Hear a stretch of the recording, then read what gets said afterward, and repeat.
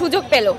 তো যে মানুষটা 90.25 মানে আমাদের হাইয়েস্ট মার্ক এবার হয়তো ছিল এমন, তার সাথে সে এক সময় ওই পাস মার্ক না পেয়ে যে ছেলেটা বা মেয়েটা মেডিকেলে ভর্তি হওয়ার সুযোগ পেল, তার সেও ডাক্তার হবে আর এই মানুষটাও ডাক্তার হবে। তাহলে এর কি কোনো যৌক্তিকতা আছে? আপনারাই বলেন যে সে কেমন ডাক্তার হবে। তারপর এরা যখন ভুল চিকিৎসা দিবে বা রুগীর কোনো জীবন, এটা তো একটা জীবনের প্রশ্ন।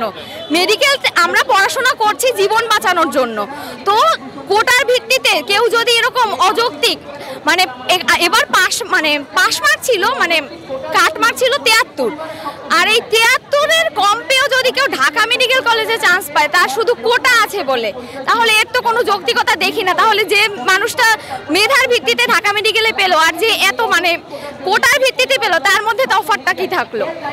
পূর্ণাঙ্গ ডাক্তার তো সে কোনোভাবেই কখনোই হতে পারবে না, কারণ তো তার গোড়াতেই তো গলদ আছে। তো এটাই আমরা চাই না যে এই 5% কোথাও থাকুক। আমাদের দাবি ছিল আজকে যে কোটার ভিত্তিতে গতকালকে যে ফলাফলটা প্রকাশিত হয়েছে সেটা পুরো বাতিল করে পুরো 100% মেধার ভিত্তিতে যেন ফলাফলটা আবার পুনঃপ্রকাশ করা হয়। আমাদের দাবি এটাই। আর কোনো রকম ভর্তি পরীক্ষা বা চাকরির পরীক্ষা কোথাওই কোনো কোটা থাকবে না, সম্পূর্ণ মেধার ভিত্তিতে যেন সবাইকে নিয়োগ দেওয়া হয়, সবাই যেন সুযোগ পায় শুধু মেধার ভিত্তিতে। 5% কোটা এটা একটা বিশাল অন্যায়, সেটা যারা মেধাবী স্টুডেন্ট আছে তাদের প্রতি। কজ একটা স্টুডেন্ট এত কষ্ট করে 1.5 বছর ধরে 1.5 বছর ধরে এইচএসসির পড়াশোনা করলো, তারপর সে কষ্ট করে অ্যাডমিশন পড়াশোনা করে আজ এই অবস্থা দেখছে যেখানে তার মেধার মূল্যায়ন হচ্ছে না, সেটা তো আমরা মানতে পারি না। আমরা অ্যাজ এ সিনিয়র আমরা আমাদের ছোট ভাই বোনদের প্রতি এই বৈষম্য মেনে নিতে পারি না, ঠিক না? আর যেটা হচ্ছে যে একটা স্টুডেন্ট 37 পেয়ে টিকে যাচ্ছে, সে পাসও করতে পারছে না, তাহলে সে আপনাদেরকে কি সার্ভিস দেবে? আপনাদেরকে তো সে আলটিমেটলি সার্ভিসটা দেবে, ঠিক না? সে 5টা বছর পরে আপনাদেরই চিকিৎসা করবে, তাহলে আপনারা কাদের আশায় বসে থাকবেন? তাই আমাদের আলটিমেটলি পথে নামতে হবে, কারণ আমরা ডাক্তার সমাজ, আমরা স্টুডেন্টরা অবশ্যই আমাদের নামতে হবে পথে।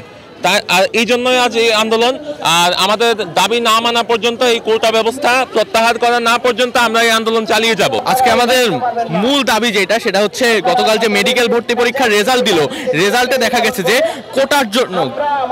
কোটার জোরে একটা অযোগ্য শিক্ষার্থী দেখা যাচ্ছে 73.25 ছিল এবারের কাট মার্ক, কিন্তু 71 নম্বর পেয়েও একজন শিক্ষার্থী ঢাকা মেডিকেল কলেজে চান্স পাচ্ছে।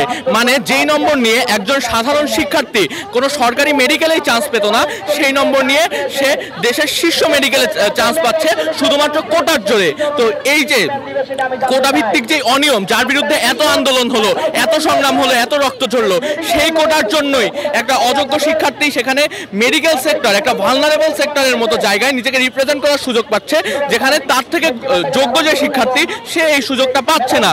তো এর বিরুদ্ধেই আমরা আন্দোলনে নামছি আজকে।